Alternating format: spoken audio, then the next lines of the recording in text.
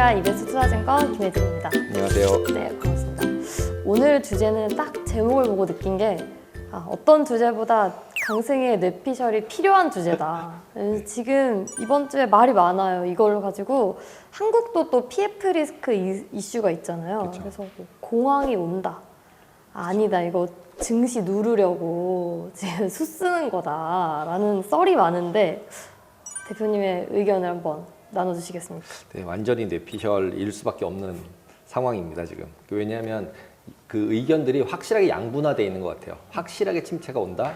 아니다. 이번엔 다르다. 이게 예전엔 그래도 약간 어느 쪽으로 좀 치우치는 게 있었는데 이번에는 약간 이코노미스트나 아니면 펀더멘탈만에 너무 포커스되어 있는, 아주 포커스되어 있는 분들은 다 침체 온다로 간 것 같고, 그 다음에 나머지 그냥 마켓에 참여한 사람들, 그냥 매매를 하거나 뭐 트레이딩을 하거나 이런 사람들은 아니다. 분위기가 그건 아닌 것 같다.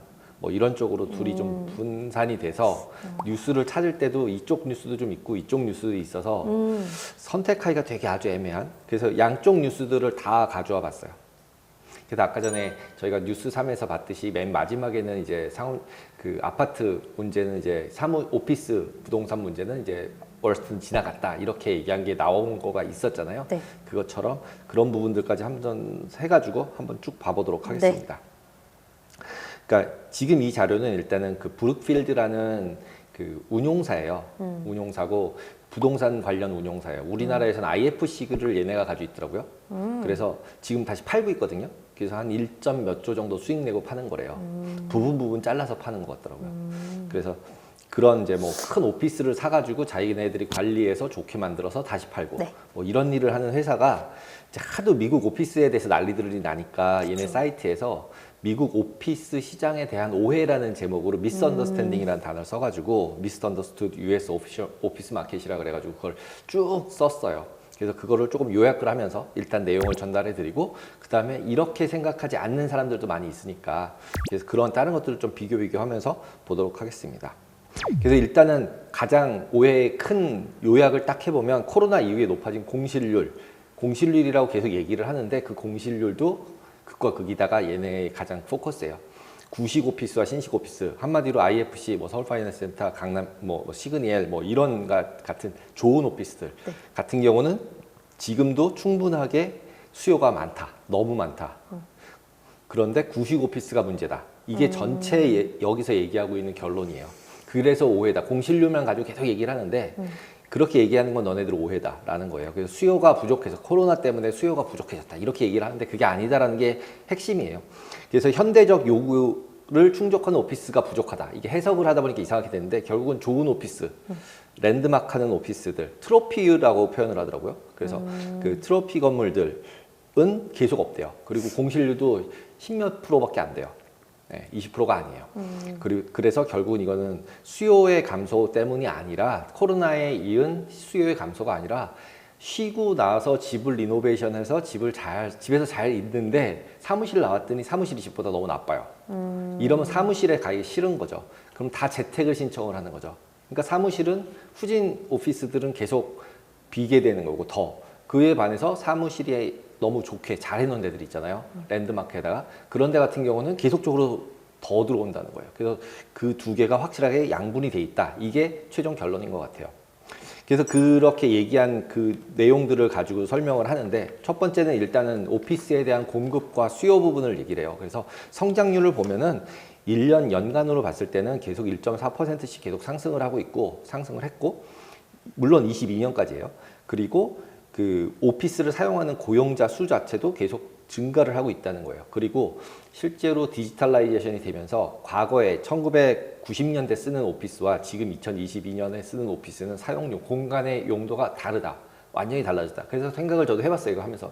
그러니까 제가 처음에 직장 다닐 때는 뭐 복사실도 있고 그다음에 뭐 탕비실이라는 것도 있었고 그다음에 우편물실이라는 것도 있었고 그다음에 도서관도 따로 있었어요.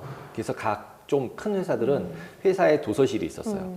그런 게 있었는데 회의실도 따로 있었고 큰 회의실로. 근데 요즘은 그렇게 안 돼 있잖아요. 막 조그맣게 회의실로 막 잘라져 있고. 그래서 그런 용도들이 되게 많이 바뀌었다. 그래서 과거는 전용 부분이 되게 컸는데 지금은 전용이라기보다는 각각 부분 잘라서 쓰는. 그리고 이제 일단은 문서 저장소 같은 것도 없어졌잖아요. 다 이메일로 쓰니까.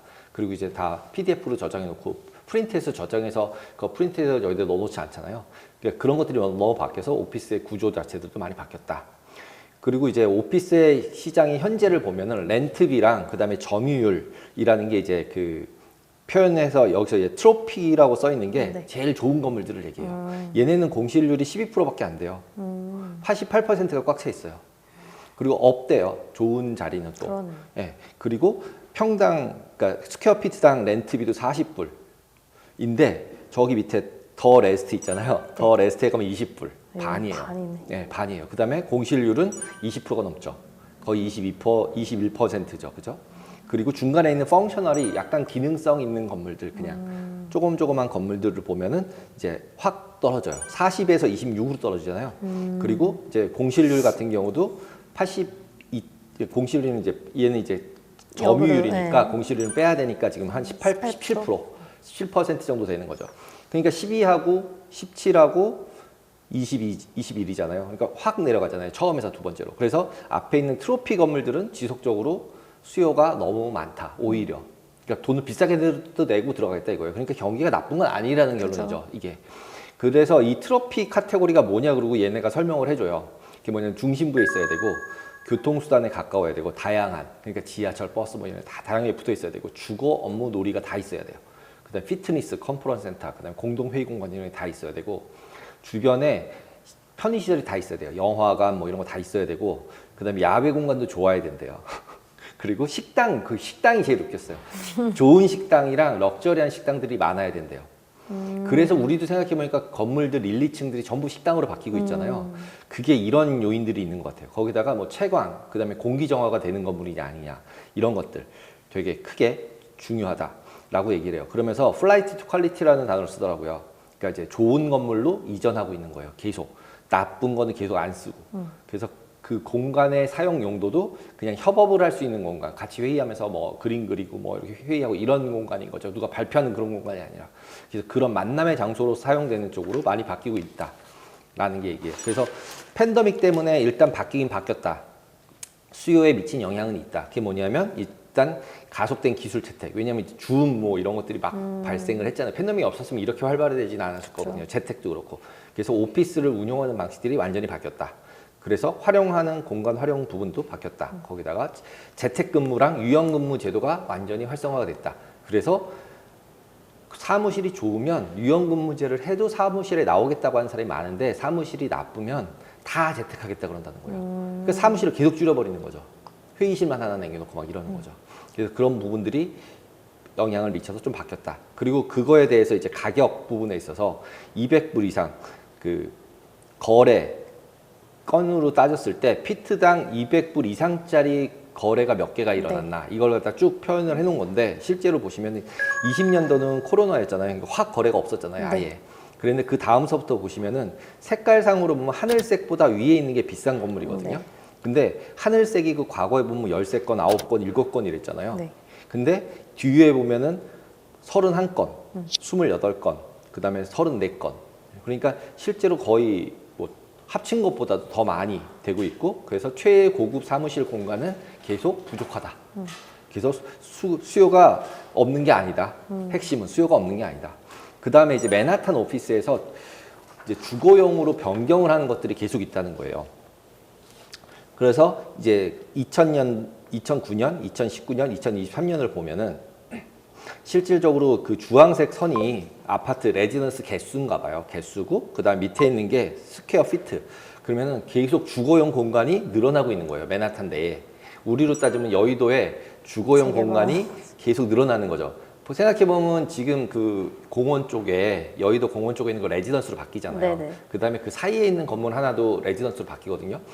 그다음에 지금 더 현대 생기면서 그 앞에 브라이튼도 레지던스랑 섞여 있고, 그죠? 그러면서 얘네처럼 이제 여의도를 맨하탄이라고 치면 여의도도 이런 식으로 그리면 처음 이제 여의도 아파트들만 있었는데 걔네들이 레지던스 공간으로 점점 높아지는 것 같아요. 그래서 결국 이거 같은 경우도 결국 나라가 어떤 프로그램을 썼느냐라는 게 핵심이더라고요. 그래서 2002년도에 9.11 사태 이후에 리버티 본드 프로그램이라 그래서 뭔가 이제 장려를 해주는 거죠. 이쪽을 재개발하는 거에 대해서 좀 이제 나쁜 건물들을 높이고 그걸 이제 레지던스로 바꾸고 그 직주 근접으로 바꿔주고 이러면서 빈 건물들을 전부 다 주거용으로 바꿔주면서 타워로 바꿨다는 거죠. 근데 이것도 그렇게 쉬운 문제는 아니래요. 일단 단가랑 이런 것들이. 근데 일단은 미국 같은 경우에 이렇게 바뀌고 있고, 그다음 맨하탄 주거용 통계를 봐도 그 레지던스 파퓰레이션 자체가 인구 자체가 8만 명으로 바뀐 거잖아요. 이 올해 같은 경우는 더 많아지는 거죠, 그죠? 점점 더. 그 다음에 실제로 유니트 개수도 점점 더 늘어나고. 그래서 그 얘네 브룩필드가 생각하는 전망은 팬데믹 이후에 결국 공간은 디지털라이즈 되면서 바뀐다. 용도 자체가 바뀐다. 그 다음에 시장이 완전하게 이분화된다. 이것도 양극화인 거예요. 좋은 오피스와 나쁜 오피스. 예, 양극화로 된다. 그래서 기본적으로 좋은 오피스는 오히려 초과 수요래요. 그래서 매년 올라가고 있대요. 순이익이 오히려. 그러니까 지금 이거를 우리가 어떻게 생각을 해봐야 될까라는 게 이제 되게 여러 가지로 생각이 들더라고요. 양극화가 되는 게 좋은 거냐 나쁜 거냐를 떠나서 일단은 투자를 하는 사람 입장에서는 그렇죠. 이게 경기가 나쁜 거야 좋은 거야 침체가 올 거야 말 거야 이거를 생각하고 싶은 거잖아요. 쟤네가 문제를 일으킬 거야 이러고 있는 건데 지금 그죠? 그리고 이제 상위 시장은 계속적으로 성장을 하고 있고 그래서 맨 마지막에 5번째로 딱 지적한 게 구식 건물에 대한 과잉 공급이에요. 그러니까 좋은 건물은 초과 수요, 구식 건물은 과잉 공급. 그러면 이걸 어떻게 해결할 거냐라는 게 결국은 구식화된 건물을 신식으로 바꿔야 되는데 그 바꾸는데 생각보다 인플레가 너무 많이 일어나서 비용이 올라갔고 그 다음에 주거용으로 바꾸려고 하면 생각보다 비용이 많이 든대요. 그러니까 이제 보통 생각해 보면 화장실이 집마다 다 있잖아요. 근데 보통 우리 오피스 건물들은 화장실 한 군데 모여 있잖아요. 그러니까 그 배관을 다 다시 하는 게 비용이 엄청 많이 드나 봐요. 그리고 이제 세금 부분도 많이 다르대요. 그러니까 거주하는 공간에 대한 세금을 매기는 거랑 오피스에 대한 세금을 매기는 거랑 그래서 그걸 주거용으로 바꾸면 국가의 재정이 나빠지는 거예요. 네. 그래도 공실보단 나을 것 같잖아요. 그래서 그래도 많이 바뀌는 데가 아까 뉴욕 같은 경우 있다고 했었고 그 다음에 약간의 외곽으로 나가는 그런 공간들은 어떻게 됐는가 보면 이것도 2월 17일자 뉴스예요. 완전 최근이잖아요. G 사무실이 새로운 삶을 얻다. 아파트로. 이런 뉴스가 있어요. 이게 그 지난주 뉴스인 거니까. 그래서 상업용 부동산들이 표면화되고 있는데 이걸 성공적으로 레지던스로 바꾼 거예요. 그래서 130개 아파트랑 100개의 타운홈으로 개조를 해가지고 모두 임대를 거의 맞췄대요. 그러니까 빈 공간이었던 거예요. 이제 코로나 이후에. 그랬는데 이걸 바꿨다. 그래서 이거를 얘네들 애플 캠퍼스처럼 얘네 아파트 캠퍼스라고 부르더라고요. 그래서 얘네들은 모든 이름을 이렇게 하는구나. 그래서 G 사무실 이런 거를 아파트랑 타운홀들이 다 섞여져 있는 걔네 그 단지 이름이 이거예요. 로온 머천트라는 단지예요. 그래서 치면 우리나라 아파트 같은 거랑 타운하우스 같은 것들이 섞여 있어요. 그래서 어느 지역은 아파트들로 올라가 있고 그 옆쪽은 또 이제 높이 못 올라가게 해놓은 개인 주택들로 돼 있는 쭉 단지들로 해가지고 타운하우스로 만들어놨더라고요. 그래서 되게 좋아요. 그래서 결국은 이제 지금 미국 같은 경우도 계속 이제 문제다. 공실률 문제다고 했는데 그거는 일단은 저가나 좀 오래된 건물들에서 공실률이 계속 나는 게 문제고 이걸 해결하는 방법은 결국은 뭔가 용도를 변경하든지 사용하기 좋게 해줘야 되잖아요. 그러니까 좋은 건물로 다시 바꾸든지 아니면 레지던스로 용도를 바꾸든지. 그래서 지금 얘네가 얘기하는 거는 하이브리드 근무에 따라서 공간 용도를 전환할 필요가 있다. 이미 고이자율, 높은 이자율이 이미 결정이 돼 있고 그 다음에 불필요한 공간들이라고 이미 생각하는 공간들이 이미 생겼고 사용했던 사람들이 집에서 있다 나왔더니 여기가 이상한 거죠. 그래서 이제 CBRE 같은 경우가 이제 미국에서도 거의 제일 큰 부동산 관리 회사, 뭐 디벨로퍼 이런 걸 다 하는 데인데 그 아까 뉴스하면서 얘기했던 얘네 주가가 8%씩 올랐어요. 소매 판매 지수가 높게 나오면서 그래서 근데 얘뿐만이 아니라 이런 부동산 관리 회사가 다 급등을 해버렸어요. 근데 그 코멘트가 아까 얘기한 이 코멘트예요. 그 미국 오피스 시장의 월스트는 이제 지나갔다라는 코멘트를 하니까 이제 다 전환이 된 거예요. 그리고 여기서 얘네도 얘기도 지난해 신시내티 사무실 공간 중에 7% 정도가 전환 대상이다. 그래서 뒤에 가서 보시면은 하이브리드 근무 공간들이 신시내티는 6.9%, 뭐 클리블랜드 같은 경우 10%, 10.8%니까 거의 10%를 다 주거용으로 바꿀 수 있는 그런 상태인 거예요. 그래서 오히려 대폭 하락한 레벨에서 거래가 급증하고 있대요. 얘는 이제 브로커잖아요. 브로커도 하는 거니까 부동산 중개도 하는 거니까 거기서도 거래가 급증하고 있다고 자기네들이 얘기를 하는 거죠. 그래서 이것도 소스는 다 CBR이에요. 그러니까 얘네가 제일 큰 데이기 때문에 대부분의 이런 데이터들을 가지고 있는 애들이기 때문에 얘네들을 무시할 수는 없을 것 같다. 이런 생각이 들었었어요. 그리고 잠재적 손실 부분에 대해서는 근데 계속 경고를 해요. 그리고 상업용 부동산 문제가 있을 수 있다. 이러면서 이게 나름 이 뉴스는 지금 블룸버그 뉴스였거든요. 근데 블룸버그 뉴스는 약간은 이제 좋은 점, 나쁜 점 두 개를 다 얘기를 하는데 여기 앞부분은 되게 좋은 점을 얘기했잖아요. 이렇게 전환을 하면 뭔가 그쵸. 살아날 수 있을 것 같다. 그랬는데 뒤에서 뭐라고 얘기를 하냐면 디어 주가가 발표가 됐는데 실적 발표하면서 폭락을 하더라. 왠지 찾아보니까 원래 이런 어떤 리모델링을 하면 소형 굴삭기 같은 뭐 이런 게 필요한가 봐요. 큰 인프라를 구축할 때는 진짜 큰 게 필요한데. 그래서 얘네들이 실적이 좋아져야 되나 봐요. 근데 얘네들이 실적이 안 좋다는 거죠. 그래서 그 다음에 자기네 가이던스 얘기할 때도 인프라 및 제조업, 건설업은 좋아서 그거를 건설하는 데 필요한 장비들은 잘 팔리고 있는데 상업시장 부분이 둔화가 되고 있어서 조그만 거 고치는 그런 기계들이 잘 안 팔리고 있다. 이런 식으로 얘기를 한 거예요. 그러니까 그럼 리모델링이 잘 안 되고 있는 거잖아요. 그렇죠. 그렇죠. 이런 부분들을 얘기하고 그리고 미국 도시 자체에서의 오피스 공실률이 거의 20%에 다다른다. 근데 이제 또 어떤 함축에서는 이게 정점이라는 거죠. 이렇게 됐는데 여기서 더 공실이 생기진 않는다. 그러니까 이제는 사도 된다라고 얘기하는 분도 있는 거죠.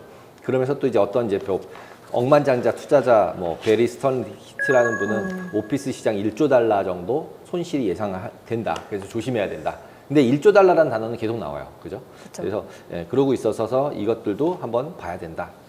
그래서 그 뒷장에는 이제 제가 아까 지금까지 쭉 얘기했던 CBRE 주가랑 그다음에 JAL, 그다음에 쿠퍼스 같은 데들 주가예요. 근데 CPI 나올 때 CPI가 되게 잘 나왔잖아요. 지난주에. 그래서 금리를 올릴 것 같아. 이랬더니 팍 빠졌거든요. 근데 소매 판매가 딱 나오면서 감소야. 그래서 안 올릴 것 같아. 금리. 그랬더니 그냥 다시 다 올리고. 하면서 그 전번에 2월 초에 상승했다가 다시 내려갔던 부분 다 메이크업하고 고점을 넘기면서 마감을 했어요.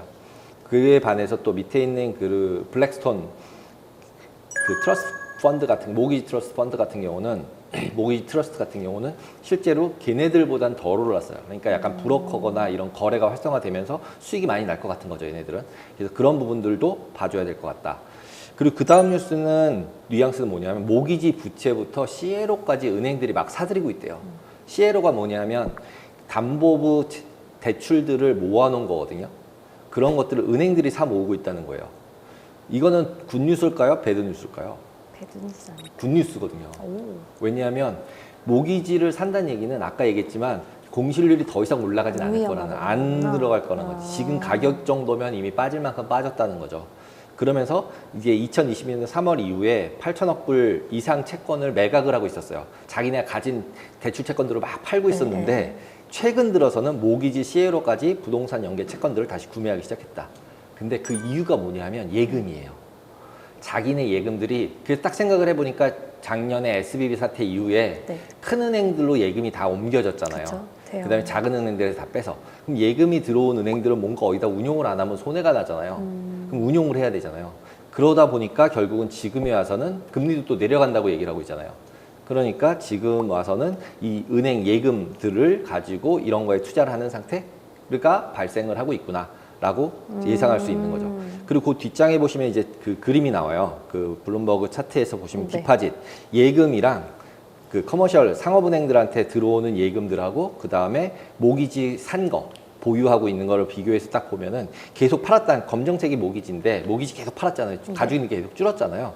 그랬는데 한 작년 11월, 10월부터 조금씩 올라가요. 근데 예금도 보시면 올라가는 수준이 원래 3월 달에 예금이 팍 내려갔다가 내려간 게 저게 SVB 사태 때 확 내려간 다음에 옆으로 쭉 가다가 계속 빨간색 보시면은 밑으로 쭉 올라가고 있죠. 10월 달부터.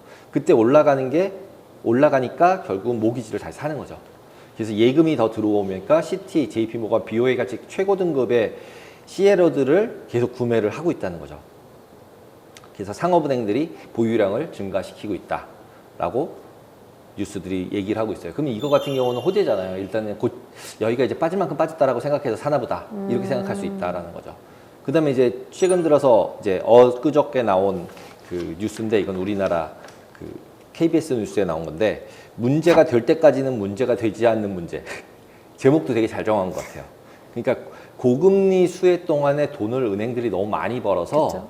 그 많이 번 돈으로 지금 여기서 로스가 나도 그냥 생각할 수 있어 라는 게 핵심이었던 것 같아요. 그리고 지금 여기서 얘기하는 게 조금 리즈너블하다라고 생각이 드는 게 뭐냐면 대형은행들은 전체 자산 중에 뭐 몇 천억 달러, 몇 조 이렇게 얘기를 계속 하잖아요. 10조 로스야 막 이렇게 얘기를 하지만 이런 은행들이 가지고 있는 자산들은 21조 천억이에요.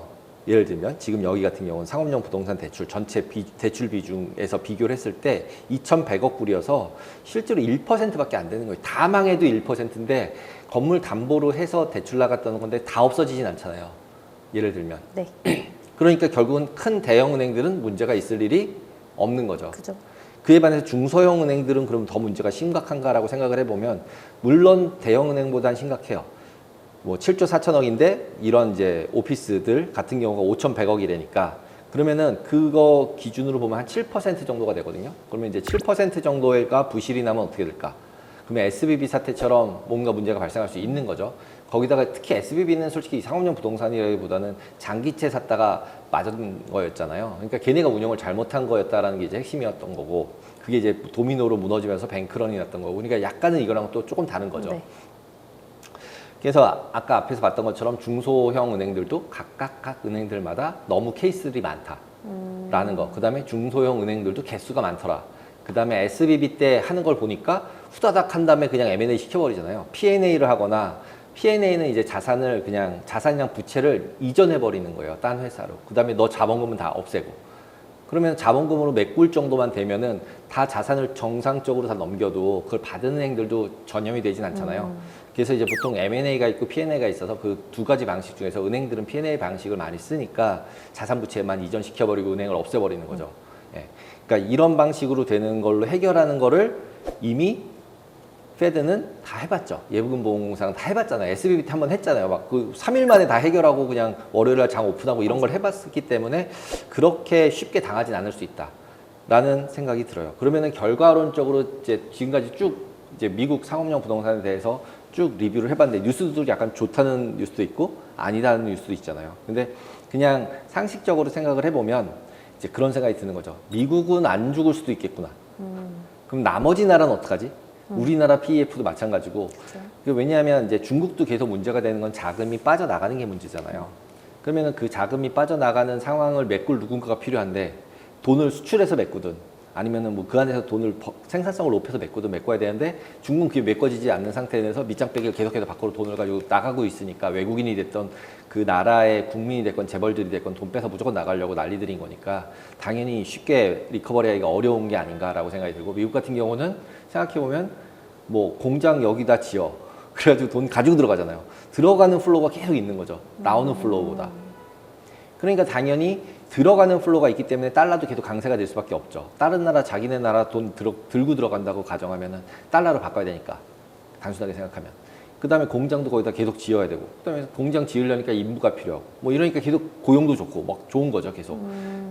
근데 지금 현재 오피스가 문제가 될 거라고 생각하는 게 굉장히 부각시키면서 뭐 장당히 금세 역전됐던 부분 뭐 이런 것들을 과거랑 비교하면 지금 이미 침체가 왔어야 되는 상황인데 지금 침체라고 얘기할 지표들이 나오질 않으니까 계속 올 거야 한 번에 올 뭐라도 올 거야 이렇게 하면서 지금 찾은 게 얘인데 근데 지금도 보셔서 알겠지만 엄청나게 많은 사람들이 분석과 리포트와 이걸 해대고 있잖아요.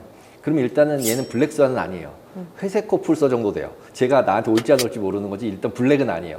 사람들이 너무 쳐다보고 있기 때문에. 예. 그러니까 그런 상황이라면 미국보다는 오히려 신흥국이나 오히려 뭐 다른 나라들에서 문제가 발생할 수 있지 않을까. 그 다음에 그 이슈 안에는 뭐 지정학적 리스크나 예를 들면 이제 중국과 미국 하는 그 남중국해 같은 경우나 이제 대만 문제나 뭐 이런 데서 이슈가 있지 않을까. 근데 지금 중국같이 이제 좀 이제 경제가 힘든 상황 하에서는 그런 거 일으키는 것도 힘들잖아요. 좀 좋을 때 해야 되니까. 그렇죠. 그러니까 이제 그런 것들도 생각을 해보면은 지금 현재 상황에서는 그러니까 뭐 주식이 됐던 커머디티가 됐건 그러니까 이제 그런 상품 같은 경우도 어떻게 보면은 미국의 저 상황과 중국의 상황이 굉장히 중요해 보여요. 왜냐하면 그러니까 미국에서 지금 이런 게 문제가 조금 생겼다라고 하면서 금리를 낮춰만 주기만 하면 중국은 그 금리가 낮아지는 거에 맞춰서 자기네들도 더 낮추면서 뭔가를 하겠죠. 그래서 훨씬 더 쉽게 리커버리 할 수 있을 가능성이 있기 때문에 그래서 더 금리에 민감하게 보고 있는 것 같다라는 생각이 들고 그래서 이 부분이 어느 정도 그러니까 나쁜 요인으로 작용을 하지만 월스트 케이스는 아니야. 지금 아까처럼 이제 그냥 좋은 경기가 나쁘지 않으니까 비싼 건물 돈 많이 내고 들어가는 거잖아요. AI 틈을 타서. 예, 그래서 그런 부분들, 그래 부의 효과가 있는 부분들 이런 거를 고려를 해봐서 어느 정도는 중립적인 생각 정도는 가져야 되지 않을까 라는 생각이 들어요. 너무 막 공황이 오고 막 폭락을 할 거고 막 30% 빠질 거고 이런 정도가 아니라 오히려 그냥 약간은 한 지금 너무 많이 올랐으니까 솔직히 AI는 그러니까 뭐 예를 들면은 뭐 한 10% 뭐 15% 정도 조정을 받으면 침체야 이제부터 폭락 올 거야 이러면서 같이 매도할 게 아니라 오히려 약간은 그 정도 조정이 거치면 건전한 조정인 것 같아. 라고 생각하면서 뭔가를 그 상품이 금이 됐든 뭐가 됐든 사야 될 것 같은 왜냐면 돈을 너무 많이 찍어놨잖아요. 찍은 건 확실하니까. 그죠. 그러니까 뭐 아무 거래도 사야 될 것 같은 이런 생각이 되게 많이 듭니다. 저도 이 아주 일단 너무 꼼꼼한 자료 준비 감사합니다. 네.